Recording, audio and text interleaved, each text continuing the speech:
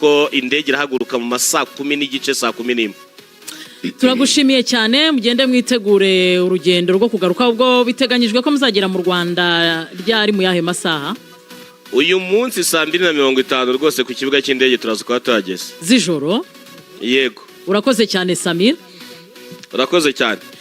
Uwo rero ni mugenzi wacu Samir, turamushimira cyane kuko yabanye n'ikipe y'u Rwanda Amavubi kuva batangiye uru rugendo kugeza uyu munsi. Ubwo nanahagera ejo agomba kuzigomwa akaza kaduha raporo y'uburyo urugendo rwagenze muri studio. Abantu bakamwumva bivuga ari hano. Urakura nawe bivugira kuri Quantum. Hari uburyo umuntu abura uko muganira nk'abantu batari kumwe nyine birumvikana, ariko iyo hari noneho murabiganira neza. Ni byiza ko baranahagera kare saa 2:45 no kujya kubakira bya koroha. Ubwo ndavuga wenda kubakunze b'ikipe y'igihugu. Ikipe y'igihugu yatsinze ko yakira biba ari ngombwa kugira ngo tubere ku rwego. Ndizera Ferwafa hari ikintu iri gutegura ubu ngubu kuko amasaha araza kuba ari aya kare cyane. Munyemerero twinjire muri uyu mukino. Twagombaga guhera kuri Samir akatubwira kuva ku munsi w'ejo kugera uyu munsi uko ikipe y'u Rwanda Amavubi yiteguye kugaruka mu Rwanda. Ku munsi w'ejo nta cyahindutse kuko mbere y'uyu mukino twari twabigarutseho ko umutoza Adel ashobora kuza gukora impinduka. Ahitamo gukoresha ba myugariro bane. Usibye ko muri ba myugariro hari habayemo impinduka yinjijemo gikomeye. Sinsubira ku bakinnyi banavuze bose baje ari abawinga babiri ari n'abataka babiri. Bivuga ngo icyo umutoza Michael S yakoraga cyose cyaganishaga kugushaka igitego. Niyo mpamvu n'umutoza w'ikipe y'igihugu muri remplacement yakoze zari poste par poste, wenda turaza kubigarukaho, ariko byari ugukomeza kwibutsa abakinnyi ko baguma muri consigne yabahaye. Niba mwarayibonye nigeze yicara, byari ukuguma muri consigne umutoza yabahaye. Hari ibintu bibiri kuri iki kintu navugaho. Hari ukuntu ejo wavuga ko umutoza w'Amavubi nari bukagarukeho byibuze twamushinje mwaretse umutoza twamuganira ukwe. Oya ntabwo ari ku mutoza ku giti ni kuri match. Hari ukuntu mbere ya match kuri match ya Nigeria twigeze kubyibaza turi muri studio tuyisesengura tuvuga tuti uba adversaire nka Nigeria ushobora kwinjira muri match utamwize ngo umenye point fort ze umenye point faible. Ejo rero ku munsi w'ejo nyuma yo kubura Mariveras na Kampo Hadebe ndetse n'uyu musore Tinotenda Kadewere ufasha mu gusatira, wabonye ko byibuze umutoza w'ikipe y'igihugu mu mikinire ye mu minota ya mbere tubonamo igitego tunabadomina. Wabonaga ko no mu guhagarika ikipe y'igihugu icyo kintu yakirebye.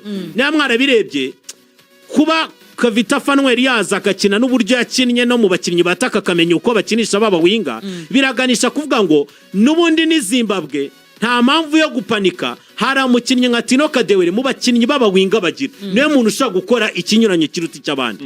Wajya muri mediane Mariveras na Kampo niba atarimo biraza gutuma uyu musore Marshal Munetsi nawe ntabwo aza gukina yataka nk'uko bikora muri Wolves. Hari igice cy'abamiliere récupérateur gifite ikibazo niba mwarabibonye yakiniraga inyuma cyane. Byanatumye abikorera merera umutoza wa Zimbabwe afata Padel ukina nk'umumiliere récupérateur nimero 8 amujyana kuri wing. Bituma Maswanise wakinaga neza kuri match ya Benin nawe amuhindurira umwanya mu buryo bwo gushaka urya yenge ku mediateur yazanye muri attack. Icyo nashatse kuvuga ni ikirere. Niba mwarayibonye uwitwa Mugisha Bonheur Kazemira abaye nk'ukasari wenyine, ahubwo Keve agakina aringaniye n'uwitwa Jihad nk'abamiliye offensive bakunze no gukinira mu matriangle. Niba Jihad yegereye wenda uruhande rw'iburyo ruriho mwene data Mugisha Gilbert Barafinda ndetse na Kavita na Keve akareba uburyo yegera Georgiana Claude bagakinira mu matriangle mu buryo bwo kugira ngo dutindane umupira, ariko tuvuga ngo urasohoka ryari urasohoka ugana he. Bivuga ngo byibuze byafashije umutoza. Biragaragara ko yizi ikipe y'igihugu byibuze ya Zimbabwe mu gihe twakinnye neza tuyidomina. Ngenda ndashaka ko tuganira kuri aba bakinnyi kugira ngo tubaveho tujye no ku mutoza w'ikipe y'igihugu Rwanda Amavubi. Ntwari Fiacre muri izi match ebyiri, Ber Axel ndetse na Gilbert Mugisha aka Barafinda. Gilbert ni nawe naheraho kubera ko niwe umuntu yavuga watangije ibitero byo kugira ngo dutsinde ikipe y'igihugu ya Zimbabwe.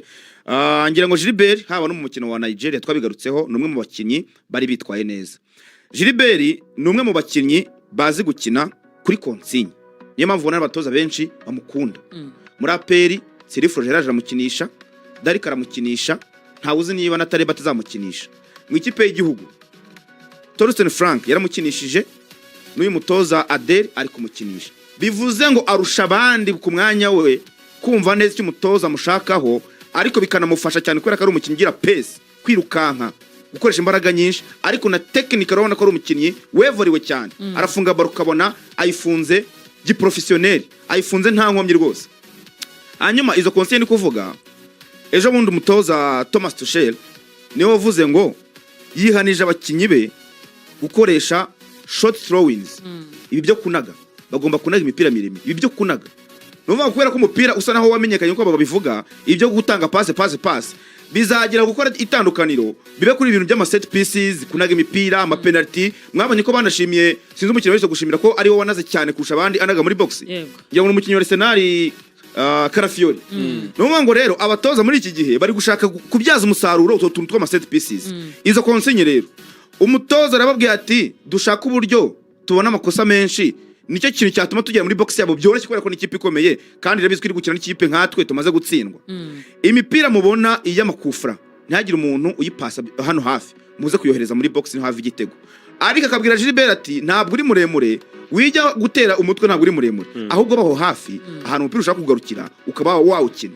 niba hari ikintu Gilbert yevoriweho burambere ajya gatera amashoti ugasanga ameze nk'umuntu uri kurwana no kuyatera amaguru y'abadefenseur mwarabibonaga buri kanya bayaboroka ukagera mu cyo yashakaga ariko yevori cyo kuvuga ngo ninjya gutera tiri ndabanza nubura amaso ndebe mwizamu ukuntu hameze ndebe inguni wenda umuzamu atarimo ndebe aho abakinnyi baje gukora bloke batari kuko ejo yarabanje areba mwizamu arongera yubika umutwe areba baro uburyo iri kwidundadunda akora ishoti ry'ahantu yarebye ku buryo n'akaraka deflection gisamira vuze kabayemo ntabwo kari kanini cyane ahubwo yawunyujije neza iruhande rw'iyo bloke ku buryo umuzamu yashidutse igitego kiri kujyamo nta muntu gukora bloke y'amashoti agenda yikaraga za rutura za Roberto Carlos kabisa niko kimeze yakunda kwikavinga ikagenda yikaraga ku buryo uyireba ariko uko igenda kugeraho igenda iguhunga urumva igitego Gilbert yatsinze mu by'ukuri Félicitations kuri umusore pe ni igitego kiri mu buhanga ubwo navuga kuri Gilbert hanyuma Fiacre we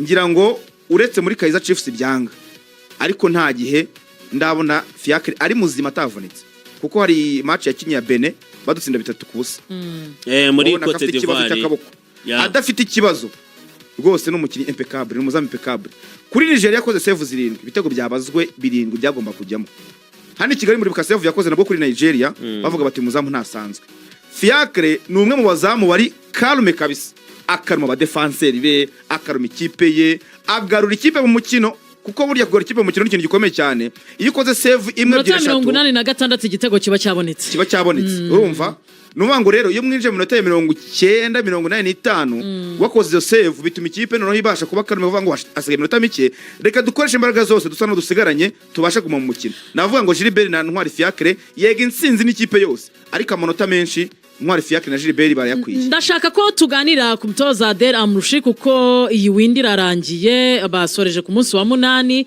ariko bazakomeza bazagaruka mu kwezi kwa 10 mbere yuko tumuvugaho babanze baduhe kuri interview ubundi tugaruke mu kanya gatoya umutoza Adel Amrouche to play Zimbabwe with all that quality what they have but ntabwo byari byoroshye gukina na Zimbabwe n'abari abakinnyi b'abahanga yari ifite ariko ntabwo ngiye kubivuga kubera yuko dutsinze ubu twavuga ngo turatsinze kubera ko ibyo nari nateguye byari byiza ariko ngende umunyakuri turimo gukina imikino yo gushaka iki gikombe cy'isi ubu ni ubutumwa ngiye guha abanyarwanda bose ntabwo ari abanyakuri mutekereza ko mufite ikipe yajya mu gikombe cy'isi ni byiza kurota ariko mukwiye kuba abanyakuri mwabuze itike ya shani sikafa kuyikina nabyo ni ibibazo n'ubu ntabwo muri mu gikombe cya Afurika none murashaka kuva mu gikombe cy'isi murabizi se abantu bakwiye kuba abanyakuri people must be realistic this is problem for the social media journalists in iki ni ikibazo cy'abakoresha imbuga nkoranyambaga n'abanyamakuru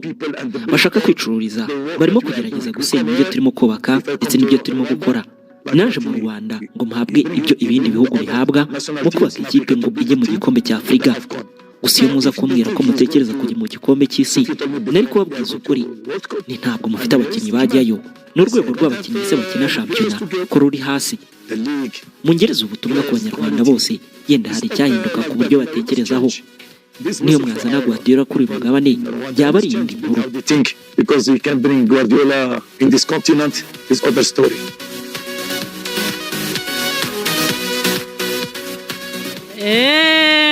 aho mwahereye mudashaka ko bababwiza ukuri sha umutoza Adel hari ukuntu umuntu akora speech yindi avuga ati kabivuge ikibyimbye n'igishaka giturike.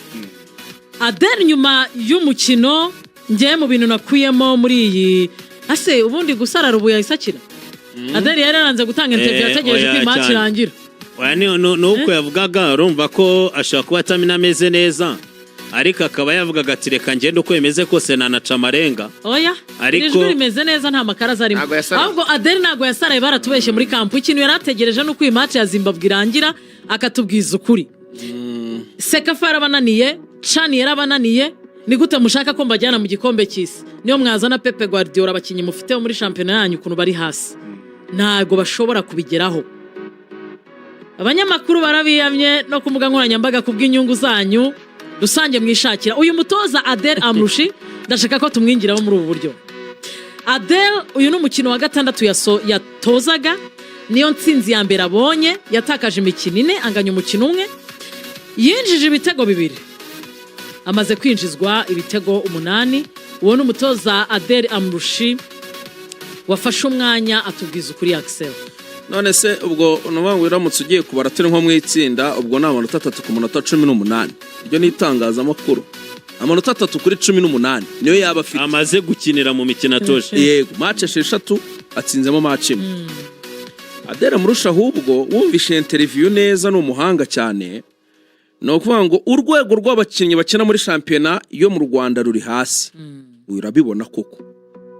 Ko ahubwo za nyungu zashaka afata abadakina niba ashaka kuzamura urwego rw'abakinnyi akaba ahamagara abadakina abadaperforminga neza ahubwo agamije nawe gusohora akabajyana ahandi kuri izo nyungu ze. Ibyo ngibyo muri mechanisme de défense muri psychologie babyita projection. No kuvuga ngo urafata amakosa ukora mu rwego rwo kwiproteja ukajugunya ku bantu ukabyikuraho. Reka mbishyira ku banyamakuru ariko ibyanjye nkora bindi bucece cyangwa nzi ko nashyizemo ubwenge bwinshi wenda nkaza kuvumburwa nyuma ntibimbarweho nyine nibigaragare. Ariko kuvuga ngo nubwo wazana ngo Guardiola wese kukibona ko bidashoboka nk'umutoza mu professionnel ukemera ukabirengaho ukavuga ati amasezerano mu yamenyeye ikipe nzayifasha bikaza bikanakubitiraho nabo bayobozi bemera kumva ibyo bintu bakamuha amasezerano. Nose ni gute nose azakina amarushanwa amajonja gusa AFCON hoya erega nabo ntabwo azakina amarushanwa AFCON. Axel kuri cyavuga nibyo mvuga uko ari kuvuga ngo igikombe cy'isi ngo ntabwo twakijyamo uko ngo champion iri hasi akanahitamo ibyo azashyiramo imbaraga n'ibyo azatugezamo wakihitiramo amarushanwa uko mwarabyumvishe ko kuko kwa amajonjora igikombe cy'isi mu masezerano arabishimangiye twajyaga tubyumva tukagira ngo wenda ni ibintu byaje aho ngaho mu itangazamakuru wenda by'ibihuha cyangwa se za nkuru za mutari ariko noneho nyir'ubwite arabyivugiye avuga ngo we tagetiye ni ukutujyana mu gikombe cya Afurika ibyo kutujyana mu gikombe cy'isi urwego rw'abakinnyi na shampiyona n'urwego rw'umupira mu Rwanda ntibyashoboka nubwo Guardiola yaza. None ko avuga ko target ari igikombe cya Afurika ushingiye kuri Zimbabwe yakinaga n'Amavubi ku munsi w'ejo wabonye ukuboko k'umutoza Adel cyane ko umukino weruka Nigeria umutoza Nshimimana Eric yari yavuze ko bahisemo gukina muri buriya buryo ko bakinaga na Nigeria ikomeye ku buryo byazaba icyambu kidufasha kwitegura qualification za AFCON. Amasegonda 2 ne pasubiza ikibazo reka manza ngiye nkavugaho amasegonda 5. Yego ejo insinzi yejo dukurikije uko twabonye umukino wa Nigeria 75% n'abakinnyi n'umwanzuro w'abakinnyi n'ibiganiro bagiranye abakinnyi hagati ubwabo ukongeraho n'abayobozi bashya ba Ferwafa bagiye baherekeje ikipe kuri motivation yabo 15% gasigarira staff technique wenda muri utwo tuntu tundi dusanzwe ariko 75% n'ibyo ngibyo. Rugangura Axel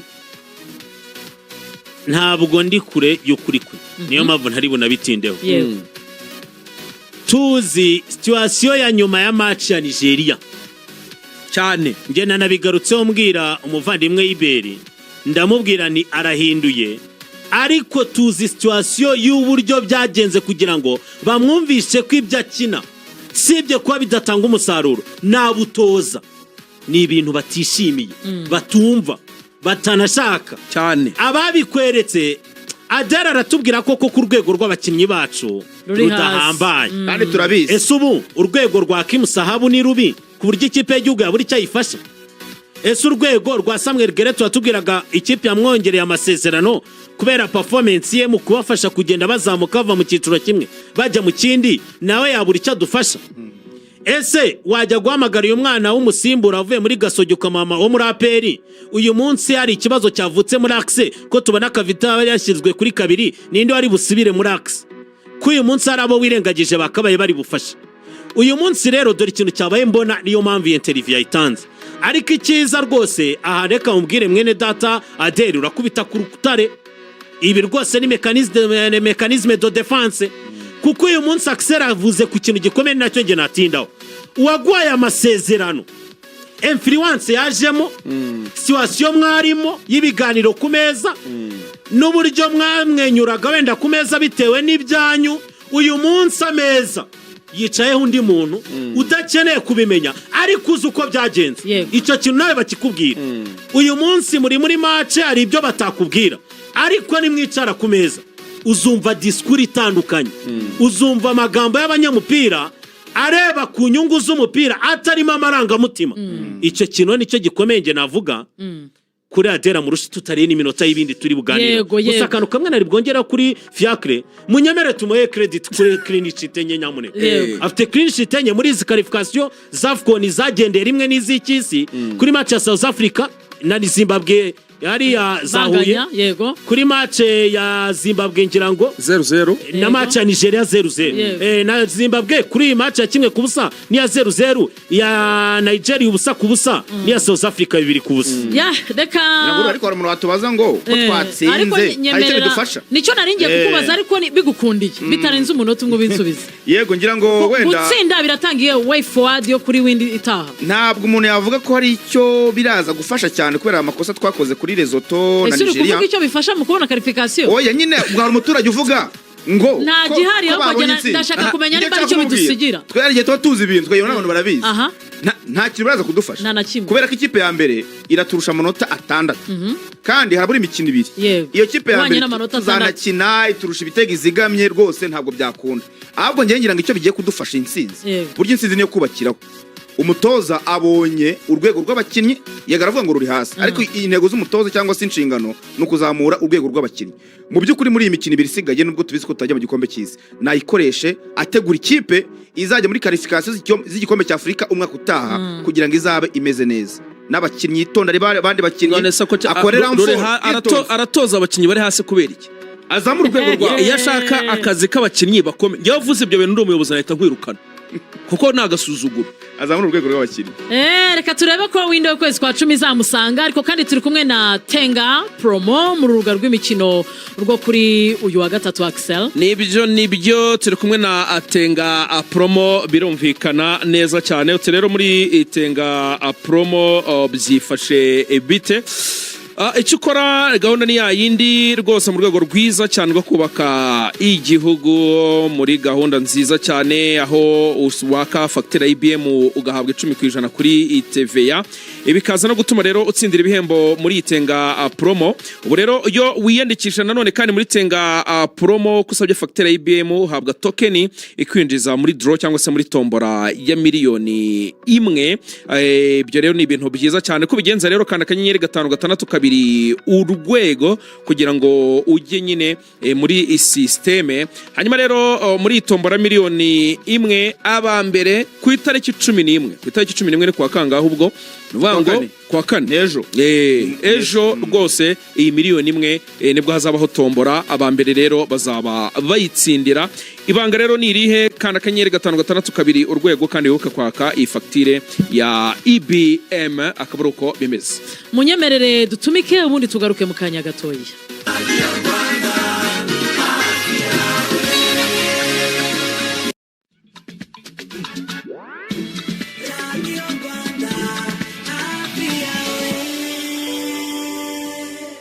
guhera tariki ya 21 kugeza tariki ya 28 Nzeri televiziyo y'u Rwanda na FC2 bizabagezaho imbonamubone irushanwa ry'isi ry'irushanwa ry'umukino wo gusiganwa ku magare UCI World Championships 2025. Ibyiciro 13 byose by'iri rushanwa tuzabibagezaho. Kubifuza kwamamaza, aya ni amahirwe akomeye mubonye kuko abantu benshi bazaba bakurikira kuri televiziyo iri rushanwa ry'isi ku magare kuko riri mu marushanwa ya mbere akomeye ku isi mu mikino yose. Tugane tukwamamarize ibikorwa n'ibicuruzwa byawe byandika amateka nk'uko u Rwanda rwanditse amateka nk'igihugu cya Afurika cyakiriye iri siganwa rya UCI World Championships 2025. RBA hafi yawe. Abantu batsinda mu buzima nababona amahirwe bakayakoresha. Iyo duhaha abenshi barishyura bakigendera, ariko abaharanira itsinzi bo basaba fagitire ya IBM kuko bamenye ibanga ryo gutsinda. Nibyo koko, Ikubire Loto yakuzaniye Tenga Promo, aho fagitire zawe za IBM zaguhesha amahirwe yo gutsindira agera kuri miliyoni 50 y'amanyarwanda buri kwezi. Kanda akanyenyeri 562 urwego wiyandikije muri Tengamara na Tenga Promo usabe fagitire ya IBM maze ujye mu bahabwa ishimwe kuri TVA ubone n'amanota yo gukina no gutsindira menshi. Tenga Promo, ba miliyoneri wubake n'u Rwanda wifuza. Icyitonderwa n'amafaranga usabwa kugira ngo ukinire ibihembo bya Tenga Promo. Utinda kucyangwa urubuga rw'imikino, shampiyona zose wazumvira mu rubuga rw'imikino, siporo z'ingeri zose zumvirwa mu rubuga rw'imikino, imikino itandukanye yumvirwa mu rubuga rw'imikino, amakuru y'isobe barasobanura agasobanuka agasakazwa mu rubuga rw'imikino.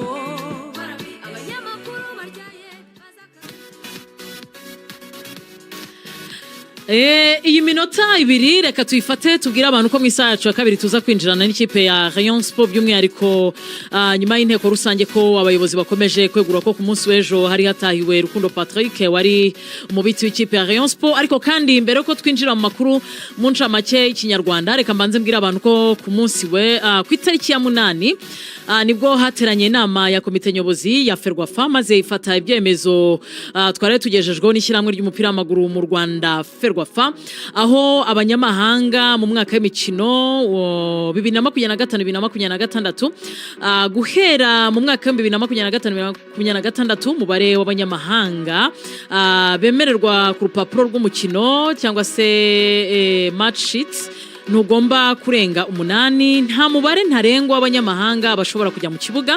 Hanyuma kandi mu myanzuro wa kabiri uvuga ko ikiguzi cyo kwandikisha abakinnyi b'abanyamahanga guhera ku isoko ry'igura n'igurisha ritaha ubwo ni mu kwezi kwa mbere, kwandikisha umukinnyi w'umunyamahanga bizajya bikorwa ku giciro cya miliyoni 2 z'amafaranga y'u Rwanda. Mu gihe kandi umwanzuro wa gatatu guhera mu mwaka w'imikino wa 2026-2027 buri kipe izajya isabwa kugira nibura abakinnyi 3 b'abanyarwanda bari munsi y'imyaka 21 ku rupapuro rw'umukino, ubwo ni iyindi saison.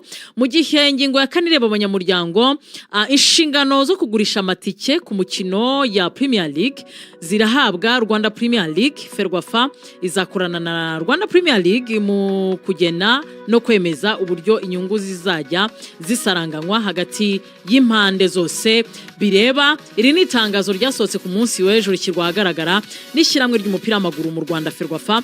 Ingingo tuza kugarukaho cyane tugafataho umwanya mu isaha yacu ya kabiri, turaza kurebera hamwe kongera umubare w'abanyamahanga ku ngubu 8 bazajya bemererwa kubanza mu kibuga. Ni mu kanya gato rero reka tubanze dutange umwanya tukurikire amakuru mu kinyarwanda ku buryo bw'incamake hamwe na Felix.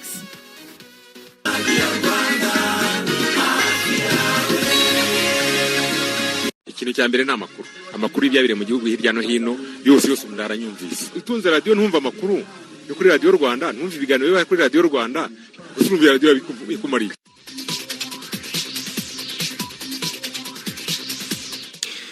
Mwahisemo neza gukurikira Radio Rwanda ndi Fiston Felix Habineza nje kubageza amakuru magufi agezweho. Ishuri rikuru ryigenga ry'imiyoborere African School of Governance ryafunguye imiryango yaryo ritangirana n'ikiciro cya mbere cy'abanyeshuri bagiye gutangira amasomo y'ikiciro cya gatatu cya kaminuza mu miyoborere. N'abanyeshuri 51 baturutse mu bihugu 14 bya Afrika birimo Uburundi, Cameroon, Repubulika ya Demokarasi ya Kongo, Ethiopia, Ghana, Kenya, Mali, Nigeria, u Rwanda, Sudani y'Epfo, Gambia ndetse na Tanzania, Uganda na Zimbabwe. Nyuma yo kwakira abo banyeshuri umuyobozi wungirije ushinzwe amasomo muri iri shuri Dr Amani El Barkri yavuze ko uburyo bwabo bushingiye ku miyoborere ya Afrika bushyira hamwe ubumenyi bujyanye n'amasomo, umuco n'ubuyobozi bwa Afrika. Akaba yagaragaje rero ko amasomo azatangwa muri iri shuri azafasha urubyiruko kubaremamo abayobozi bo ku mugabane wa Afrika bakwiye. Umuhango wo kwakira ku mugaragaro abanyeshuri bashya ukaba uteganyijwe ku itariki 25 z'uku kwezi, ukaba uzaba uri n'umwanya wo gushima intangiriro y'urugendo rwabo rw'ikiciro cya gatatu cya kaminuza no kubahuza n'umuryango mugari w'iri shuri. Yandi makuru, Ministeri y'Ubuzima ijeje abajyanama b'ubuzima mu ntara y'Amajyepfo ko badatinze bazagezwaho ibikoresho bizarushaho kubafasha gutanga serivisi nziza ku baturage. Ibi byatangajwe na Ministeri y'Ubuzima mu ruzinduko rw'akazi mu ntara y'Amajyepfo mu rwego rwo gusura abakozi bakora mu bigo nderabuzima ndetse n'ibitaro bikuru aho nyine mu ntara y'Amajyepfo. Miyandi makuru ariko noneho tujye ku makuru kuvugwa hirya no hino ku isi. Minisitiri w'intebe wa Polonye yatangaje ko ingabo z'igihugu cye zirwanira mu kirere zahanuye indege za drone z'Uburusiya zinjiye mu kirere cya Polonye mu ijoro ryakeye. Polonye yatangaje ko ibyakozwe n'Uburusiya bihabanye n'amategeko mpuzamahanga agenga iby'ubusugire bw'ibihugu no kutavogerwa. Ukraine yatangaje ko muri iri joro ryakeye Uburusiya bwayigabyeho ibitero bigera kuri 115 bikoreshejwemo zo ndege nyine za drone, kandi ngo zimwe muri zo zanyuze mu kirere cy'ibihugu bituranye na Ukraine harimo nyine n'iki gihugu cya Polonye. Polonye yagiye igaragaza ko yagiye ishotorwa mu bihe bitandukanye n'Uburusiya, ariko kandi n'ubwa mbere habayeho kurasa indege z'ikindi gihugu ku butaka bwa Polonye. Mu Faransa ho hari abaturage bazindukiye mu mihanda bigaragambya mu myegaragambyo bise Bloc-Contour. Abigaragambya ngo bari kugaragaza kutishimira politike ya Perezida Emmanuel Macron n'imibereho mu bijyanye n'imibereho y'ubukungu ndetse no guteza imbere abaturage muri icyo gihugu nyine cy'u Faransa. Ibi ba nyuma y'amasaha make Sébastien Lecornu wari minisitiri w'ingabo wagizwe minisitiri w'intebe mushya. Bwana Lecornu yashyizwe na Perezida Macron asimbuye kuri uwo mwanya François Bayrou weguye nyuma yo gutakarizwa icyizere n'inteko ishinga amategeko y'aho mu Faransa.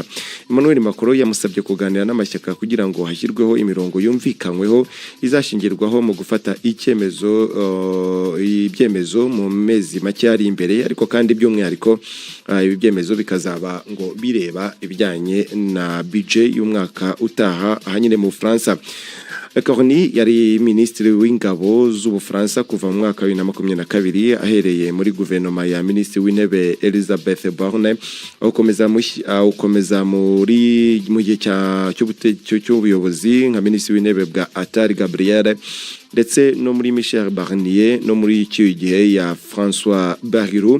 Aha hose bakaba uyu akaba uyu Lecornu akaba yari muri guverinoma ari nka minisitiri w'ingabo.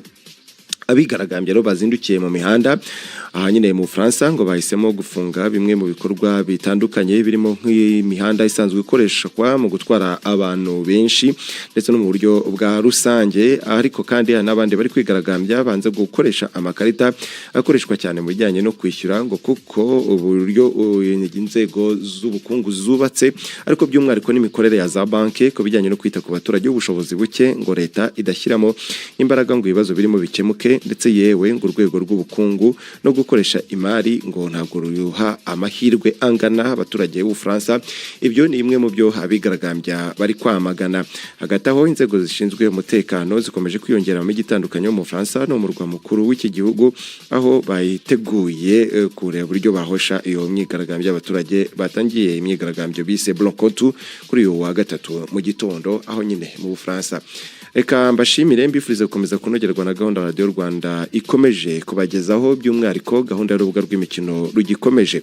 Ngewe turasubira mu kanya isa 5 ndagarukana amakuru magufi arabagezweho icyo gihe. Ndi Fiston Felix Habineza.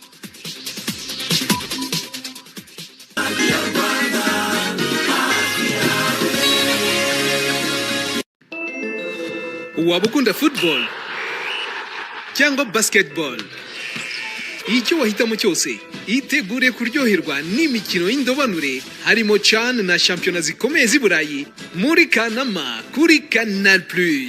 Muri uku kwezi kandi hari ibitababarirwa.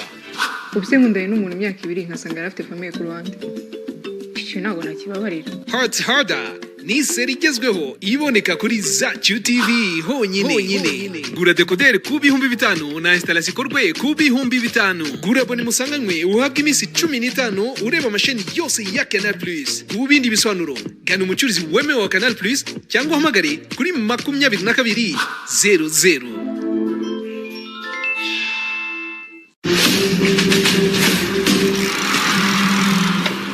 Ku nshuro ya mbere mu mateka shampiyona y'isi y'amagare UCI Road World Championships igiye kubera muri Afurika by'umwihariko mu Rwanda. Kuva tariki ya 21 kugeza ku ya 28 Nzeri, abakinnyi bahize abandi ku isi bazasiganwa muri Kigali. Ni iminsi 8 y'isiganwa ry'amagare ridasanzwe. Abasiganwa bazahatana mu byiciro binyuranye birimo ingimbi n'abangavu, abatarengeje imyaka 23 n'abakuru. Ku mihanda y'aho utuye ntuzacikwe n'ibi bihe by'imboneka rimwe. 2025 UCI Road World Championships, Riding New Heights.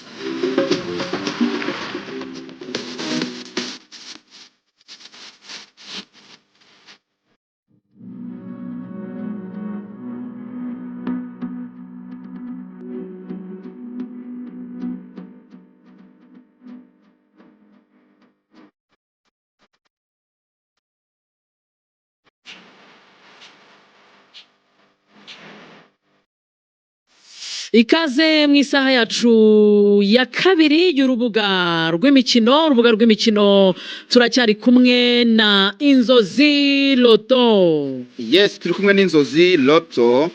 Inzozi rero uyu munsi ni agashya. Munsi ni agashya mu Inzozi Loto hamwe n'igitego Loto. Murabizi ko turi ku munsi wa gatatu. Buri wa gatatu mu Inzozi Loto ugura itike imwe ukongezwa indi. Buy one get one free. Urumva? Niba ari ikintu abanyarwanda bakunda, aha nashaka kugura ikintu kimwe kongezwa ikindi. Sha, aho nta muntu utakigura. Aravuga ati nguze kimwe urame ikindi, ahita kigura yihuta cyane. Mu Inzozi Loto uragura agatike kamwe uyu munsi kwa gatatu bakongeza kandi ku buntu. Nugura 2 barakongeza utundi 2 ugire 4. Nugura 5 baraguha utundi 5 ugire udutike 10. Mu dutike 10 waba ufite wiguriyemo 5 twawe tw'igihumbi na 500. Ntabwo haburamo kamwe kaza gutsindira miliyoni uyu munsi. Gerageza ugura agatike kamwe konyine bakongeza kandi hamwe n'igitego Loto mu Inzozi Loto. Kugura agatike rero murabizi ko rugukanda akanyenyeri 240 akanyenyeri rimwe urwego. Ubwo akona akanyenyeri kumugisha kaza gutuma wita winjira mu banyamahirwe baza gutsindira miliyoni uyu munsi. Ni miliyoni itangwa buri munsi kubera ko guhera kwa mbere kugera ku wundi babatanga miliyoni, ariko mwarabibonye ko kwa kabiri no kwa kane hatsinda abanyamahirwe babiri bwo hatangwa miliyoni 2 buri imwe agatsindira imwe, ariko uyu munsi agashya gahari ugomba kwitondera no kwitaho cyane no kukabyaza umusaruro. Nuko nyine ugura agatike kamwe bakakongeza kandi agatike kamwe kagura ibiceri 300. Ubwo 300 uraguhisha udutike 2 birumvikana. Uyu munsi rero nagashya kubera ko nimugoroba baraza guhamagara umunyamahirwe watsindiye miliyoni muri iki gitego Loto. Hanyuma rero abantu barenga 1500 n'ubuhamya bwigendera kubera ko bamaze gutsindira iyi miliyoni y'amafaranga y'u Rwanda. Nawe rero gerageza uyu munsi uhindure ubuzima bwawe bwo gutunga miliyoni. Ariko mwabonye uburyo President wa Federation yemereye abakinnyi agahimbaza musyi bagakoma amashyi. Harimo n'abakinnyi bakina hanze. Nese agahimbaza musyi dusanga tuzi miliyoni anabongera babongera nka 500. Bavuga ngo miliyoni nta muntu utayishimira. Niba Dylan Maes ukina hanze na George Kwizera bakina muri USA, miliyoni baba bayishaka cyane. Ubwo rero nawe gerageza urebe ko wayibona uyu munsi. Na amafaranga menshi mu by'ukuri, nyamara washyizeho make ibiceri 300 kandi akanyenyeri 240 akanyenyeri rimwe urwego wishyura ibiceri 300 utsindire miliyoni uyu munsi mu gitego Loto hamwe n'Inzozi Loto. Waba uri umunyeshuri wiga programme ya CPA cyangwa CAT ziratangwa na ICPAR. Niba kandi utaratangira ntarirarenga, ICPAR ikomeje kwakira abanyeshuri bose bashaka gukora ibizamini bya CPA na CAT mu Gushyingo. izi porogaramu zikugeza ku mpamyabushobozi gufungurira amarembo y'umwuga ku rwego mpuzamahanga. Yandikishe unyuze ku rubuga wa eshatu akadomo ibis.igparrwanda.com cyangwa uhamagare 0787837072.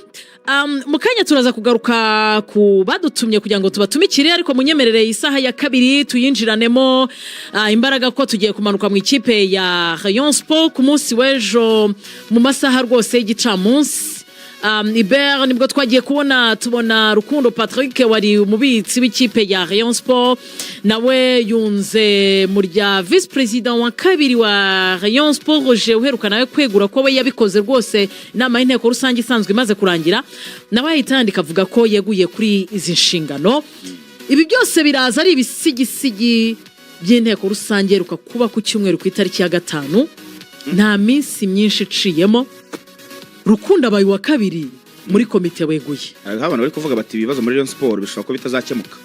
Hariho abariyo bihebye bavuga bati ibibazo ko tuzi ko bigiye gukemuka, ariko turabona ari bwo noneho byajya byaba ibibazo. Hari uwambwiye ati n'ubwa mbere mbonye iki kintu kibaye, iki kintu turaza kukigarukaho nyuma y'inteko rusange.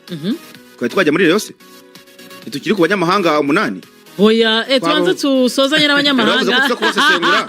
Ubwo ariko niba reka turangizanye n'abanyamahanga 8 kuko twavuye dusomye gusa itangazo rya Ferwafa ryari rigenewe abanyamakuru.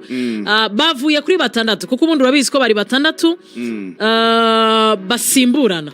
Kuko urabyuka ko APR yanabikoze ko sa ku mukino na Gorilla bayikura hari amanota 3. Siko byagenze? Niterwa mpaga.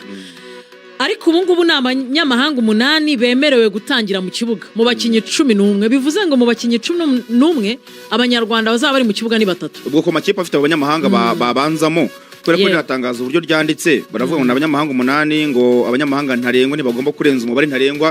Ukabona nyine bisa naho biconfusing abantu, ariko nuvuga ngo abanyamahanga 8 ku rupapuro rw'umukino, kandi abanyamahanga 8 bari ku rupapuro rw'umukino wemerewe kubakinisha bose. Nta kibazo bashaka kubanzamo rwose, cyangwa se batabanza bemerewe guhurira mu kibuga ari 8 uko bakabaye. Ubwo ku makipe afite abakinnyi b'abanyamahanga ntekereza ko wenda ni ikintu cyiza umuntu yashima. Nge nagishimye mu by'ukuri kuko limite y'abanyamahanga hariho abavugaga bati niba tuzanye abanyamahanga twemerewe kubandikisha kuki tutabakinisha nk'uko byakagenze.